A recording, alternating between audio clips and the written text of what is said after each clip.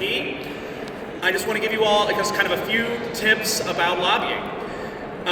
First and foremost, again, really want to thank you all for coming. This is incredibly important that you're here, because remember, this is not their house, this is your house. This is the people's house. This house belongs to you. Now, kind of just a few little things here. The one that I always like to remind everybody, elevators are on the corners. I would focus on those. Those stairs are awful. One of the things that I like to tell people when you're going to speak with an elected official, whether they are your representative or your senator or just another one here in the state, is that just remember that this is a citizen legislature. When you are speaking with them, I always like to say, or always emphasize the golden rule. Speak to them or treat them how you would want to be treated. You may not get that in return, but do not let that discourage you. Your job is far too important to let one bad meeting ruin everything.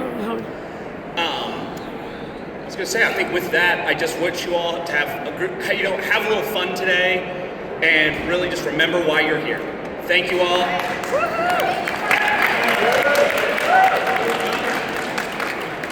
Let's hear it for Connor.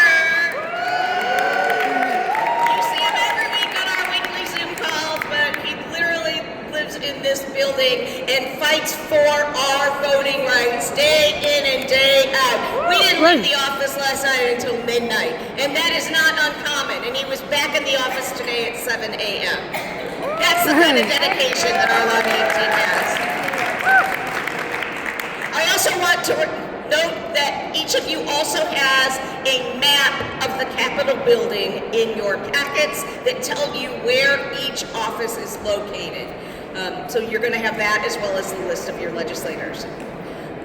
Before we close out, I want to take a moment and point your attention to this display that is sitting here. Our friend Sue Gibson set this up for us, and Marsha brought it all the way from Kansas City, where it was in the library. This is the LGBT history exhibit, and I want Sue to just share a little bit about why she brought it today. And please take a moment to take a look at this powerful and important exhibit, because we know that everybody's rights matter, and at Missouri Voter Protection Coalition, we fight for the rights of sexual minorities who are disproportionately disenfranchised due to things like strict photo ID requirements to vote.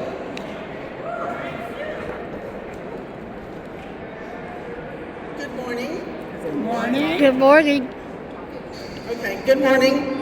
Good morning. Pull out your phones, because I'm going to ask you to make a note about a website. My name is Sue Gibson, and you may be aware that this rotunda is flanked by a history museum that I encourage you to look at. Periodically, it changes. A few years ago, the wonderful staff at the museum put up a lesbian and gay history exhibit. You may have read that a legislative staff member walked by, didn't like what he saw, complained about it, and the governor ejected it from the building. Now, I'm not sure, I am sure I'm not the only Missourian who took that personally. So we arranged to have the exhibit here today. And what you see on my right is a small sample, but if you go to info.umkc for University of Missouri, Kansas City .edu, you can see the whole display on your computer or your phone, and please share it with your networks. Thank you for being here today. Yeah. Thank you so much, Sue and Marsha, for arranging for the LGBT history exhibit to be part of our lobby day today, because these belong in this building. Yes. LGBT people belong in this building. It's like all Missouri citizens belong in this building. To close us out, Rod Chappell.